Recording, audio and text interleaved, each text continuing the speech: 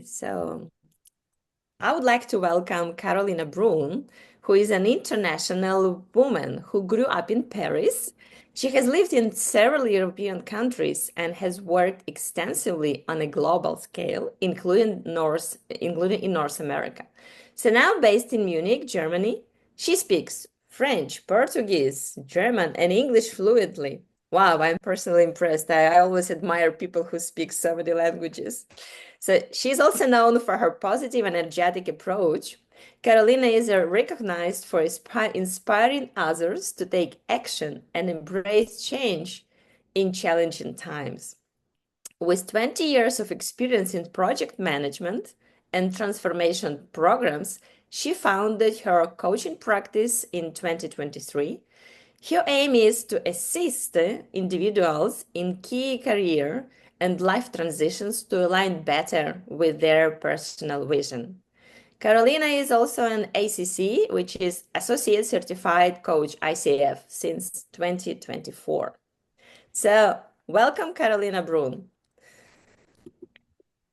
Hello and good afternoon or good morning. I'm super happy to present this topic. I'm going to share my screen and we are going to deep dive in it. All right. So what I want at the end of this session is that you get some inspiration to try out something. Just one thing would be enough. And that also that you enjoy this presentation. And we're going to start to understand, I've named this leadership resilience. And to define what I mean by leadership resilience, I'm talking about resilience and leadership resilience, I'm really in a business context. And it's the ability of leaders to maintain their energy and the effectiveness under pressure. So under the International Coaching Week, Thrive. So how do we do that? In a world that is disruptive and where there's lots of setbacks. I want to share with you how I analyze key competencies of resilient leaders, and the strategies will be how to get to be like this. So the first one is that you manage stress and you're able to deliver results even under pressure. So you can cope. For that, you also need to demonstrate mental strength and clarity, to self-regulate. I mean, if you start shouting at people, it's not going to be the best leadership ever. Resilient leaders are known to be adaptable to rapid changes. And one that is my personal view is, well, if you are resilient, but everyone is overloaded, if you don't have at least acceptable behavior, you need to have also a positive impact on your team and your organization. Otherwise, it's not resilient leadership. You may be resilient yourself, but you're not the best you're not demonstrated best leadership. So that's how I personally see these 5 competencies. And before we jump in, why it is important? Well, I think it's essential, right? Melina said a little bit one aspect, but really the world is, you might have heard already, it's VUCA, volatile, uncertain, complex, and ambiguous. Leaders have to take decisions, and everything is changing fast. We learn about generative AI, we learn about the geopolitical situations. It's always changing, and we need to adapt very fast. And for a long time, I was asking myself, and this is more un clin d'oeil for the French one. I don't know the ones that have that know Asterix and Obelix. It's a cartoon, right? And I really wondered for a long time, as I was also younger, is there a magic potion that somehow top executives will drink, and then you are resilient? And I really asked myself, okay, what does it take to be resilient at the top level? So what I did last year, I was on a sabbatical. I wanted to have my certification as coach and building a little bit further my coaching practice. I did about 18 interviews, plus a lot of top executives, of board members and C-levels, as well as discussing with their assistants and having a lot of, as well, informal discussions. And I ask a lot of open-ended questions. So I got a lot of data, and it took me some time to make sense of the data. And what I want to share with you is what stood out. And what's interesting is, well, simplicity wins. There is no magic potion, but there is a few things that I found out that I want to share with you. And the first step is, well, it's really develop your, and I would say self-awareness overall, but also your leadership self-awareness. That's really, when I interviewed those leaders, men, women, they all have a really good sense. They had developed a strong sense of themselves and have really reflected, self-reflected on who they are as leaders and what are their preferences. And let me give you some examples. First, I think you need to understand that there is no magic potion. So what the other leaders do, it might not work for you. And I love this quote of Shakespeare that say, "Be yourself, everybody else is already taken." And this is really understanding who you are and who you are as a leader. And what does it mean? And for us coaches, of course, it's something that we love to do with our clients. Yes, okay, it's understanding what are your strengths and weaknesses. But that means as well that it's not only the what, but what do you do with these strengths and weaknesses? What does it mean for your team? What does it mean how you solve problems? For example, I solve problems through people. I don't solve problems by only reading and being isolated. What's your personal values and preferences? What's your motivators? And what's your comfort zone? Where are you comfortable? Because if you want to be resilient, you also need to be aware of what are your stress factors. What is actually making you uncomfortable? That is very important to understand. So in a way, what's your leadership DNA? And this is absolutely important that all the leaders have a really strong sense, not only on those things, but what they can do with it and to be able to manage knowing these things. What is also important is all the other strategies build on this one. So if you don't have the self-awareness, you will have difficulties to build on 2, 3, 4, and 5. Before I go to I forgot to say. So as we are a small group today, I want you to have the possibility, if there is any question after each of the strategy, that you just raise your hand, or with just a small group, just ask me anything. And I can continue as well, but I will make it a pause for you to reflect on what has been said in terms of self-awareness. And maybe let me give you some examples as well. The data I collected was not that they did self-awareness. No one told me that. But some leaders told me, well, in order to be able to grow, you need to understand what is your comfort zone, because we also always talk about stepping out of the comfort zone. Or you need to know what you're good at. So it was really like trying to understand the common patterns to get to that, but it's reading it. Okay. Any question from anyone? Okay. So this one is quite clear. And then there is also a sort of alignment, but it's not what you think it is. I'm not saying that you need to be, I don't know, Steve Jobs. You don't need always that kind of alignment or being a Maria Callas and have all that talent. But what I could sense and what I really find out is there needs to be an alignment for people to thrive. And I made a pyramid for you on what I think is 5 levels of alignment that I could see. The bottom is the lowest level, or not the lowest level, but one level. But I would say the highest levels is up there is when you really have a vision. You have a vision, a purpose, you're really purpose-driven, you're the founder of a company with a certain purpose. But it doesn't have necessarily to be. But what needs to be is that there is something in your work. Will it be a strong interest for the topic? You love being a lawyer. You love being an IT leader. You love transformation. You love coaching. Or in a lot of executives, I also saw career aspirations. There are people that are on top because they want to be on top. There is something attractive of being the CEO or the CIO or the CFO. So that also drives people to be in alignment with what they inspire to be. Of course, there's values. What are your values? And if you have a sense of belonging with a company, either that you created or a corporate identity.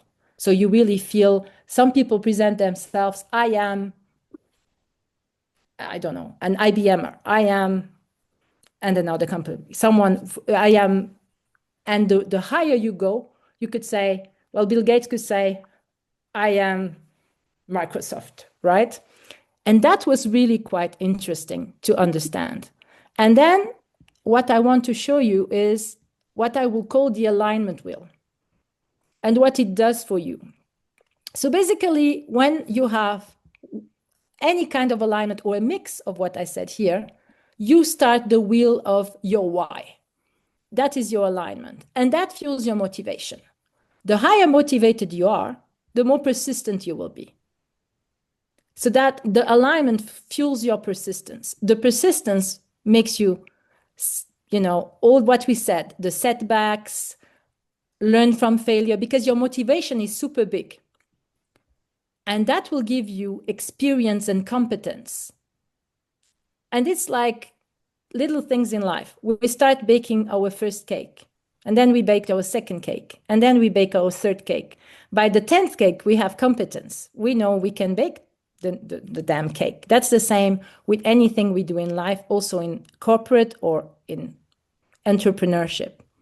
So once we build that experience and that competence, we become more confident, for sure. And somewhere between competence and confidence, you have resilience. So that's where the resilience will start to appear. Because you've been so many times through the process, and that's why I put it on wheels. I wasn't sure how to represent this one, so stick with me. There you start building your resilience, but it all is fueled with your initial alignment. If that wheel wouldn't start and that big amount of motivation that goes with it, all of the others would not turn and will not grow.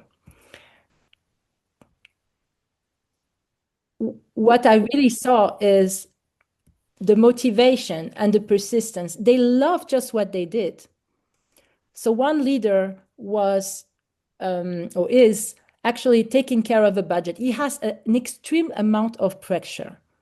He has over 3-digit millions portfolio to manage with all the board members on his toes. And I say, how do you do it? And he said, I've been doing this for quite some time. So what I realize is he had confidence in his competence through the experience he had over time. And that really made his resilience. It's not the only thing that made this one resilient, but for sure, that was really something that struck me. And there are other examples, but it's just for the sake of the wheels and explaining where this alignment really kicks in. So if you had a dream when you were young to be something, and that fuels your motivation, down the line, it fuels your resilience. You are aligned. When you are aligned with your own vision of career, or, like I said, the 5 things here. Anything you can relate to? Any question? Let me check the chat.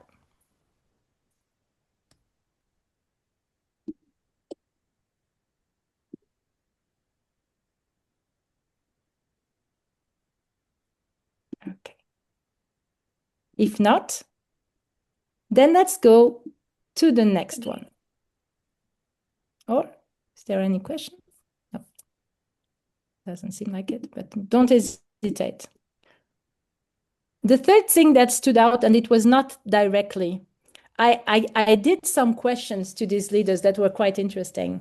And one of them was, don't you ever doubt yourself? Don't you ever have imposter syndrome? And to be honest, I didn't see a lot of imposter syndrome in any of the leaders that I came across. They really had what we call a growth and positive mindset. And I will explain what it means, and I will also explain a few examples. So the first thing, the growth mindset is also a muscle. As I said before, you need to build your self-awareness. So the first thing is they were quite clear on what they were good at. And they also knew when they were getting out of their comfort zone, but they did it so many times that they got used to it. So I interviewed leaders that also moved geographies, moved roles, switched careers. And one thing that I really liked that it was a COO shared with me was, well, if I'm not going to take this role, so when he was offered a role, who else is going to take it? And that was really striking, right? Who? And he said it in a little bit like bad language. He said, what's the moron that's going to take it instead of me? And is he really going to do it better than me? So for those that were also last year, I had on imposter syndrome, it's really being comfortable, being uncomfortable. I said that many times, but that is true. They get just used and they trust the process. And maybe with the wheels that I show, that at first it's difficult, but they are motivated, they will get it, they will get the experience, and then comes the confidence and the competence and the resilience. And it's really a mindset. But what struck me is there was no one that really they were open, they were committed to growth, committed to learn, committed to get better, and committed to get uncomfortable. The other thing that many said is, they face quite some issues. It's not like that's rosy at the top. But they say we need to self-regulate. So this self-regulation comes also from self-awareness, but it's also how they see change. So what we said, its VUCA is ambiguous. And what came is some quotes is, well, change is opportunity. I stopped looking at change as the enemy. That was a CIO that said that, and he liked it because he said CIO stands for change is opportunity. So that was his motto. Another CIO that I interviewed really told me a story that I will share. And it was about, ask yourself, what is the real opportunity here? So instead of saying, he said that he had a moment where he was the only entity in a big organization that was not delivering. He had everything in red. So there was a program and everything was in red. He was standing out and most people would freak out because you would be the red in all other entities. Imagine a big group with a lot of entities and you're the one in red.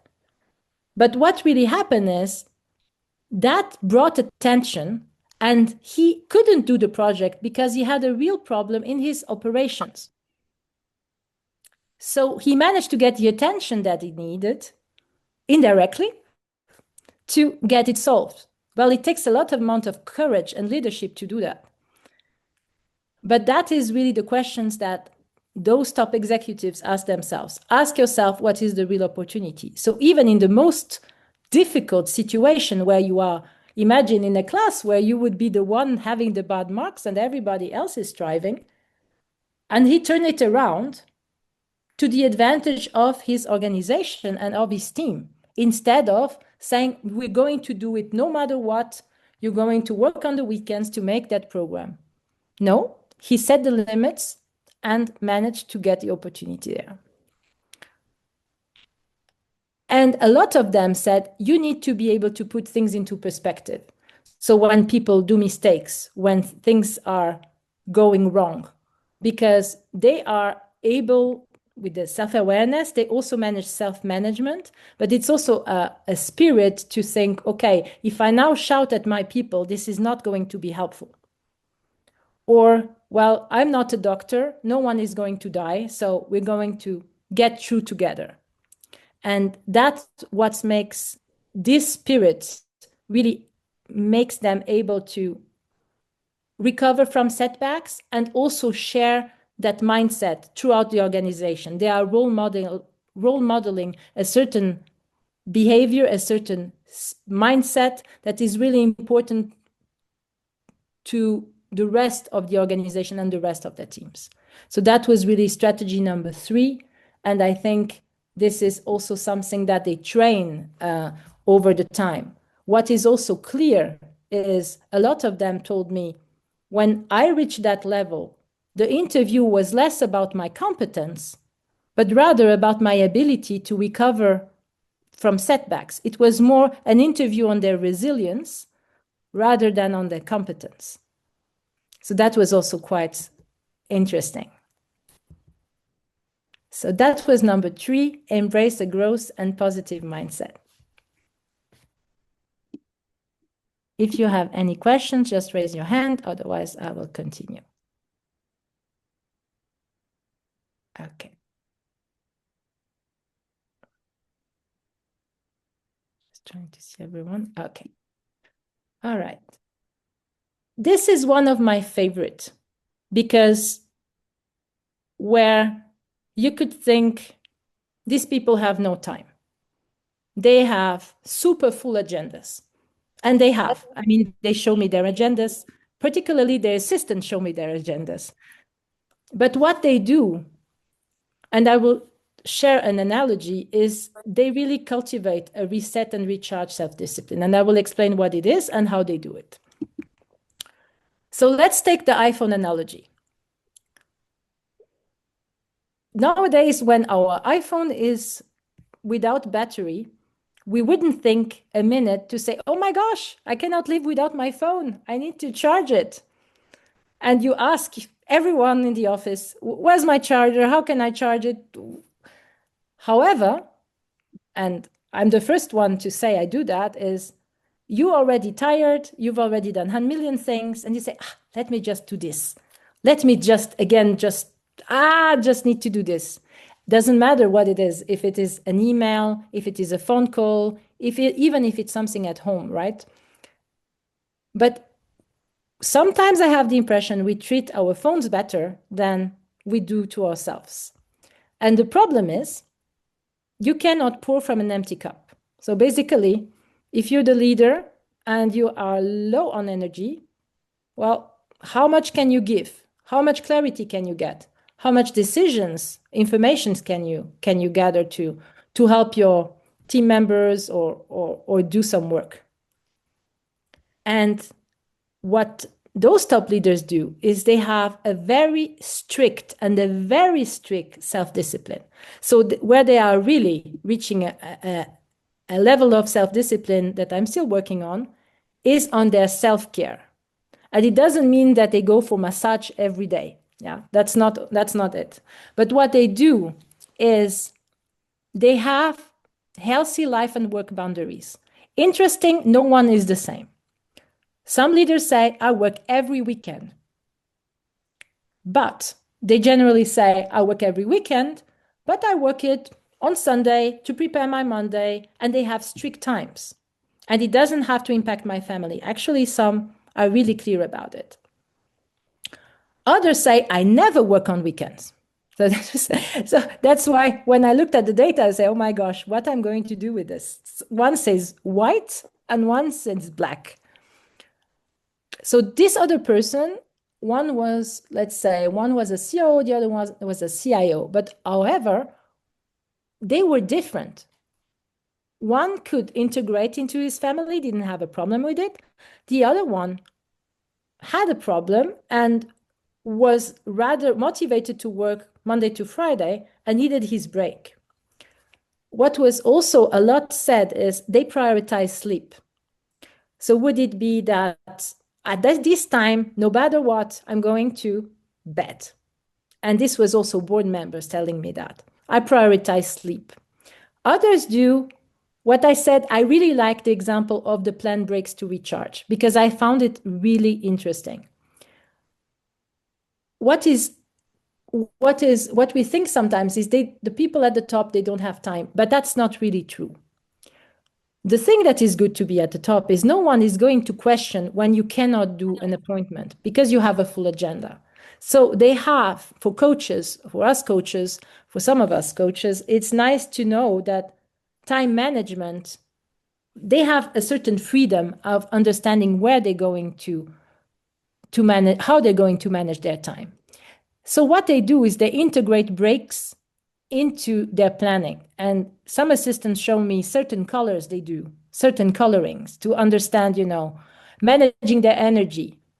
And some use tools to make that. I will never have the meetings very important are red in their calendar. They don't get to have more than 2 red. How they do it is really interesting. Some would say, after a difficult meeting, it was an introvert. He said, I went away of the office for half an hour and I read.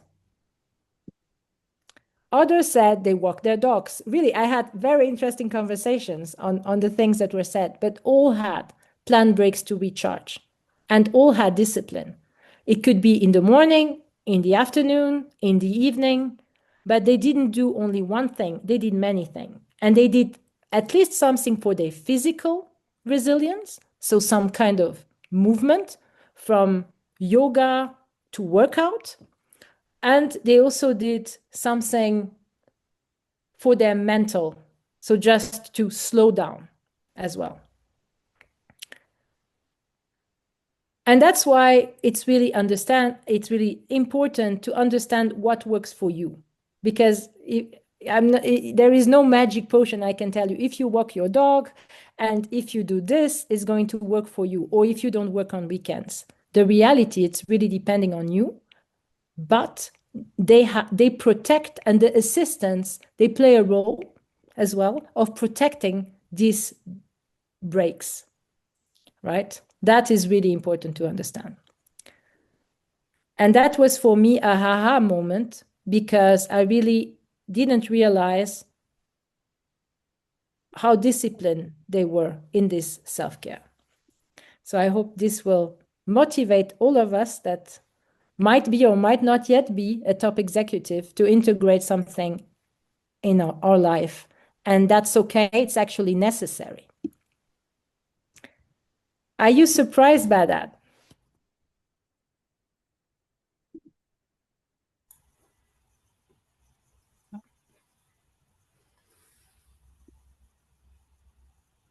Yes, Tatiana.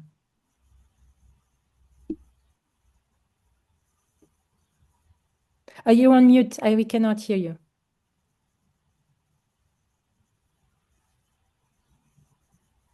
It's the time sign. Yeah, I said there is a question in the chat. I would like to read it. The question is Pranav Sali, if I pronounce the name right. So the question is, since founding your coaching practice in 2023, what are some of the most common resilience-related challenges you have seen leaders facing? I think this one is really taking the time to understand their boundaries. And this is really why I like this one so much. So the fact that some, not only leaders, but also managers, they are overwhelmed.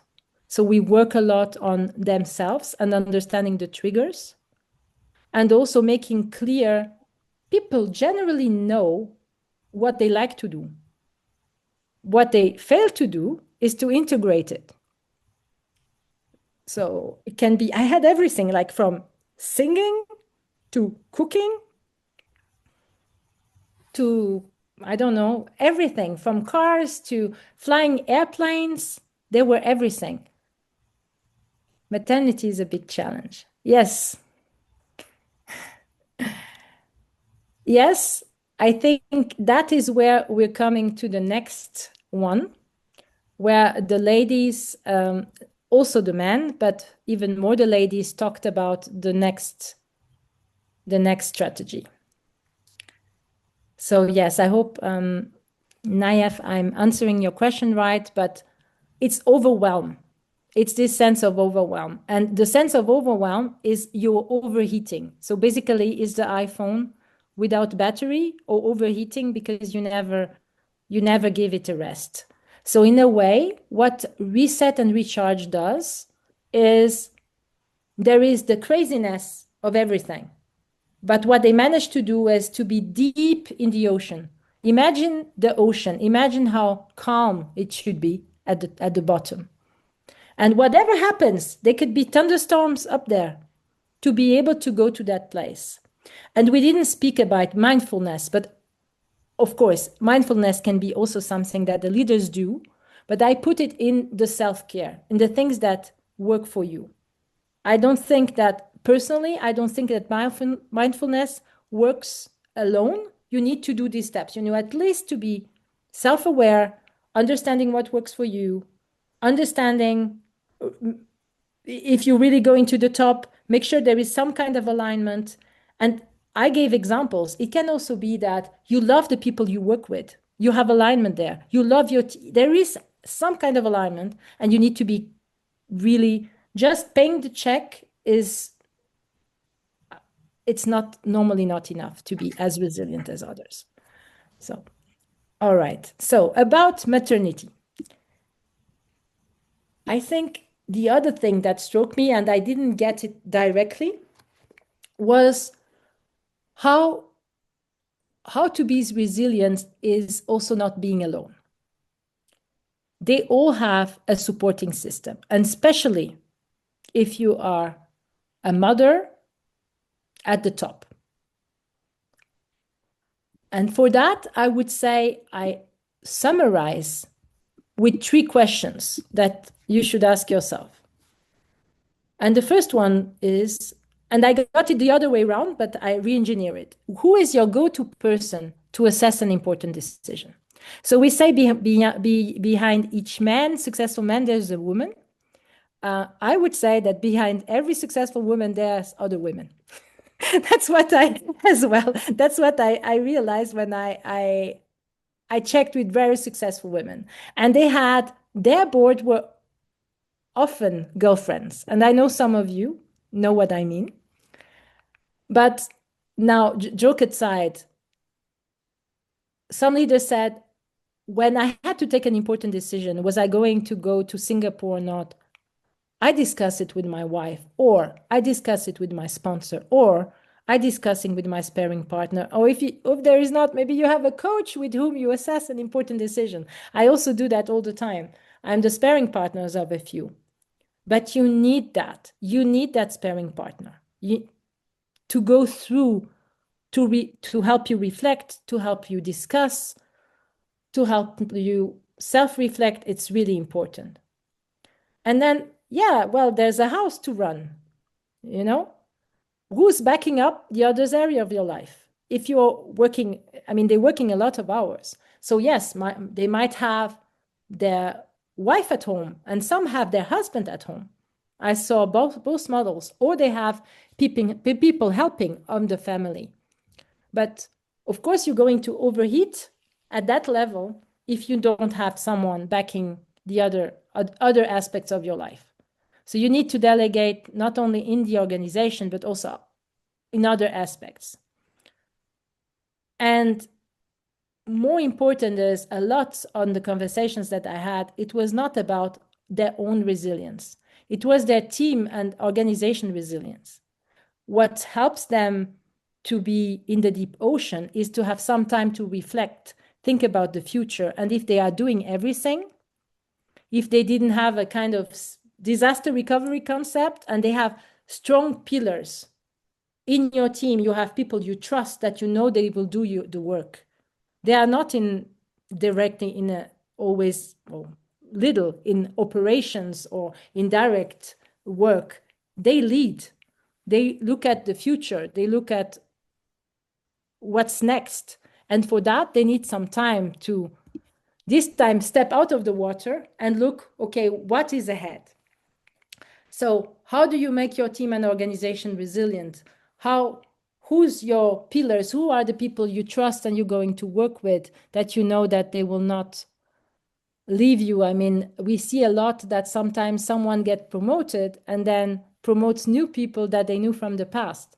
This is number 3 in action. Of course, you worked in the past with someone, you trust that person. It's easy to get this person because you have that relationship. So that is the 5th, so to say, strategy of resilience, is really having your supporting network. You will not be resilient on your own. You have to know, okay, how do I decide things? Who's backing me up? And depending on the size of your organization, how do I make it resilient? And the more the day-to-day business can move without you, the best. Of course, you're important, but you know what I mean. And that was really the 5 topics that I had for you today. So we have quite some time. Actually, we were quite more than on time.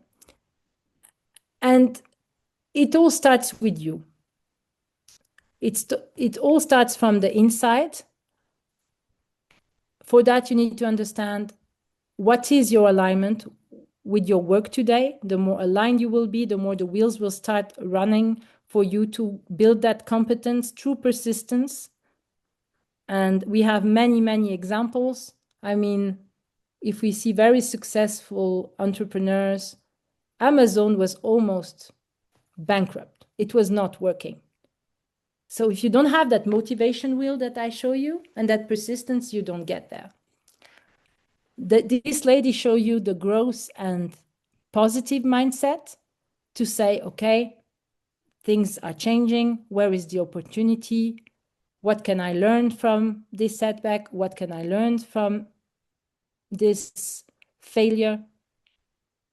All right, I'm going to go to that new position and I'm not feeling comfortable, but that's okay.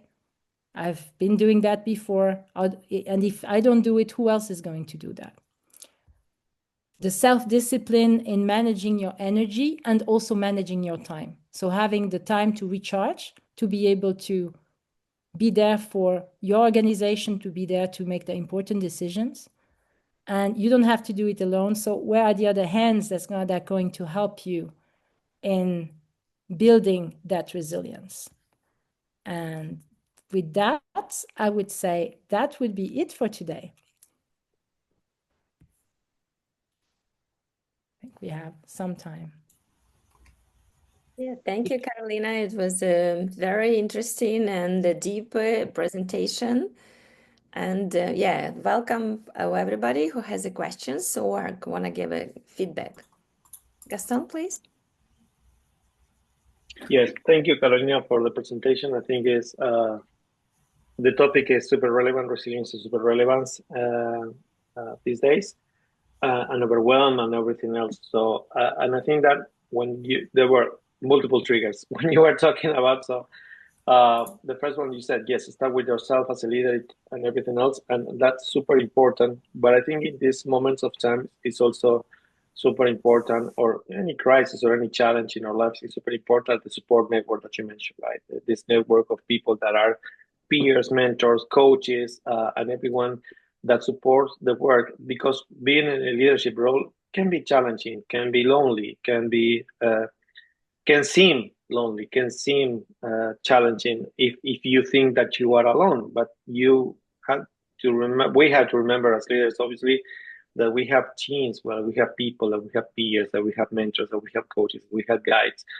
and that's super important to make sure that, in the same way that you said about the mindfulness or all of the activities that will allow us to make sure that the iPhone is working properly.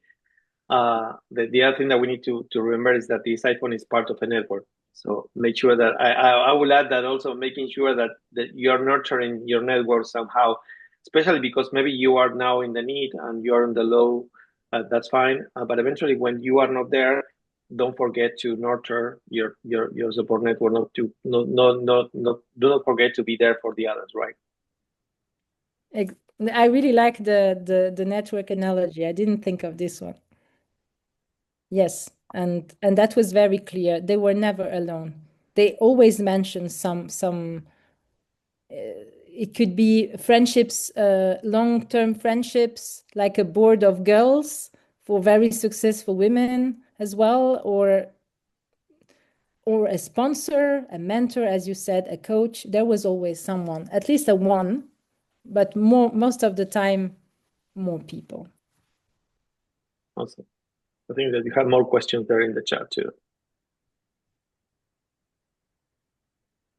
I have one. Do you have any tools for helping a leader when the leaders above you do not want any other motivation than their own? That's a good one. I mean, I think ultimately you cannot change the leaders above you. So you can decide if you can accept the situation, or I don't think you can change the situation. So is this acceptable, at least for a while, because you have your own motivation, or do you need to change? So in some cases that are more than just that matter, I also have a lot of coaches that needed to transition to another job because they were not comfortable in there. So I don't have a magic potion there. And I can have I think because it happened to me in a coaching session recently, this question, right, about how to change the leaders above this person, and I said, well, this other person happened to be a coach, right? So what I told her is that what the coaching you will do with these people, because probably these leaders are having the same struggles that you have. Probably they haven't they don't know that they don't know how to deal with people like yourself. They don't know that you have challenges and they are assuming that you're okay. Or maybe they have their own challenges about showing, expressing the vulnerability, or maybe they are undergoing some sort of a resilient situation, overwhelming situation themselves. So my take, well, the conclusion was, what is that everything else that we can do? What if we change the perspective about what they are or who they are, and how we change ourselves to be in a different situation? And also, don't think about the leaders like we are looking to them like from below. We are human beings, so we can relate as adults as one-on-one. So what is the adult conversation, the one-on-one conversation that you will imagine, and how you can play it in your head, and how you can imagine that it can go and eventually try, right? So that was kind of the conclusion with this case. So you have two more questions, people that wanted to ask a question. Melina first, and then Nayef. okay. Yes. Go ahead, Melina. No, I'm sorry. I think you wish to answer what was just said before. My question was more on how do we build resilience within an organization? So within an organization, I think is what are the pillars? So one of the things you need to do is to understand what are your strengths, and what are the things, also what are your preferences. Let's say you don't like any numbers, so you want to have someone in your team really good at financials, and you really also want a team that is with different strengths, so that you have if they're all good with financials, but no one is good in relationships, I'm just making up something, then you don't have a resilient team, and you don't get to have a resilient organization. So you need to understand in your line of work, what are the different skills that you have, what are the strengths of each one, and how does it, you need at least let's say at least two people. So if one is sick, is one on holiday that can take over. I always have at least a deputy when I had teams, to make sure that there is always someone that can take over. And I also look for people that have other strengths than myself. And I think that's where I would start and of course, building the trust in the teams, because it's not only the skills. If you don't have the trust that they will do the right thing, it will not be resilient. And then it's promoting and sometimes people misinterpret that. I think the leaders, they need to help the team to perform. But when they do mistakes, and they've done their best, then you help them go through it. But some people misinterpret. In a leadership summit, they were saying, well, we need to let people fail. And I say, no, we need to do our best to help them succeed, not micromanaging them. But if they fail, we need to understand what happened without blaming, but understanding, and have this growth mindset. So I think it's a perspective of what are the strengths, the skills that you need, what is the number of, for a certain skill that you have a certain deputy. So if you have a single point of failure, you won't have a resilient organization. And have a culture. So a culture of it's okay to do what is right, but if there is a mistake, then we're going to face it and we're going to do it together. You're not going to be blamed and point out, and hopefully it depends on the mistake, but hopefully not fired. And that is the three things that I will do for a resilient organization. I hope it helps. Yes, thank you. Thank you, Carolina. Well, it's very interesting what you're saying, because I am personally always saying to my team, if you make a mistake, it's not your mistake, it's mine. And I think that really helps, the teams to be more resilient at some point, because they don't really fear the sanction. And I think that's important, that they see it's not a sanction, it's, we are here to help. And so that insufflates a climate of trust between the people. And as you've said, a mistake, it's not one person who's doing a mistake, it's several people. Yes, and to end, and then we go to Nayef, is really to say, I always try that the people come to me, that I'm okay to lead with shit and with problems. That's my job. And the earlier leaders know about issues and problems, the better they can face them and solve them. So if you can be a step ahead, if the people are very scared to tell you they did a mistake, then you will see it maybe too late. And if the people know it's not good, but you will work with them and you will take the ownership and back them up. That's very good. All right. Nayef. Yes, no, first off, I'd like to say thank you, Carolina. Thank you for sharing your, let's say, research and what you have experienced in your past, and kind of trying to summarize it and make sense of it, right? We always have so much experiences, and it's good to reflect on them and see what they all can mean and how valuable they can be. And and thank you, Gaston and Tatiana, for putting this together. I think it's an important coaching series, and it can kind of fit everyone, right? It's important for everyone to get an idea of resilience, because we will all face it in some way or capacity. So thank you. My question, so in one of your earlier slides, Carolina, you were speaking about something that caught my attention, and it was about you speak about getting out of your comfort zone, but it's important to know what is your comfort zone first, right? Could you elaborate on that a little more? So like how to identify it a little better, what to do with it, in different ways you can take your own comfort zone and your strengths. Okay. So in a way, it's understanding as well, your comfort zone is a little bit, where do you You just are performing. You're even high performing sometimes. So that's even your zone of genius or of comfort. The way to identify the zone of how do I call it? The discomfort zone is when you are stressed. So you need to be self-aware to understand, okay, I'm not well, what is it? So I can give you a recent example on my side.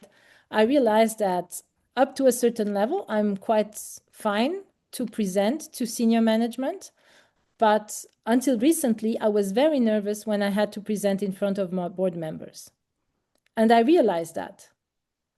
And I said, okay, C-level, comfort zone, board member, out of comfort zone. So that is one for me. And the thing that is really interesting is as you step out and step out, I'm doing it every month now. And the next one is Monday, and I'm already done with the slides, and I'm not that uncomfortable anymore.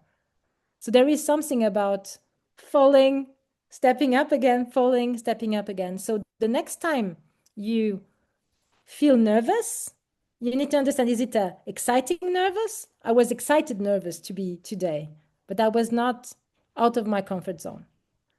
Or is it something that I really don't know? You need that extra amount of energy when you're out of your comfort zone. And I think that was stress and or extra amount of energy that you need. And it could be having a difficult conversation with someone that you like, or it could be many things different for many people. Or some people, the comfort zone, the going out of the comfort zone is having personal discussions. They feel very uncomfortable having personal discussions or more private setting kind of discussions. They like talking about work, but when it gets into, I don't know, a parent that is sick or something, they don't like to discuss about that. It's very personal as well.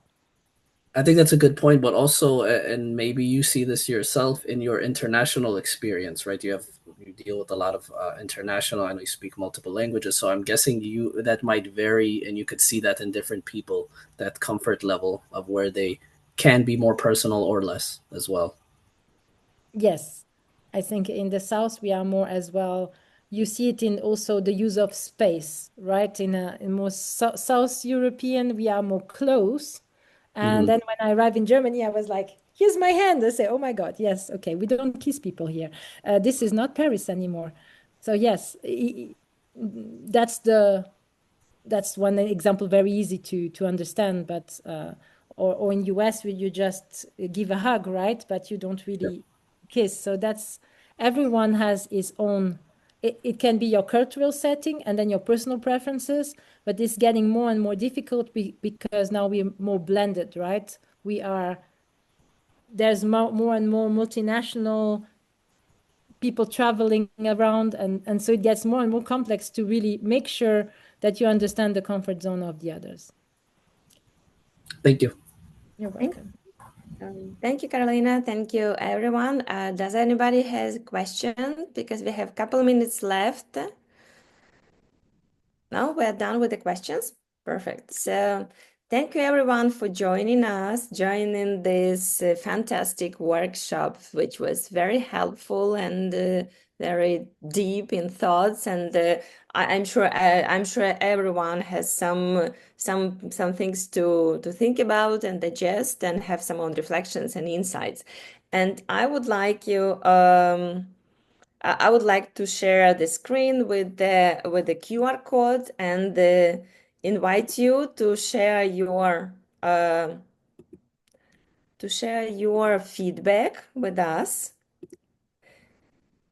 Okay, can you see the screen? And also, I will give you the link so you can. It's already there. Jessica. It's already there. Okay, because I'm trying to show it there. Okay, perfect. Excellent. So please scan the QR and you can share your feedback as well. All right. And also I encourage you to join the other things that are happening, and we have more wonderful workshops tomorrow and today. So please feel free to check and within your schedule, and you probably have some time to join. And also tonight, I think at 7 o'clock in the evening, we have a happy hour, a kind of informal networking. So please join us. Okay. Perfect. Thank you, everyone. Yes. Thank you. Thank you. Can you show the QR again? The QR Thank you. Thank you very much. again. QR Thanks so again. much. Thank you, Carolina. Bye-bye. Yeah. Bye-bye. I don't know where. Oh, we're sharing two screens, I think. Yeah. No. No, I stopped sharing. Just a second. There you have it.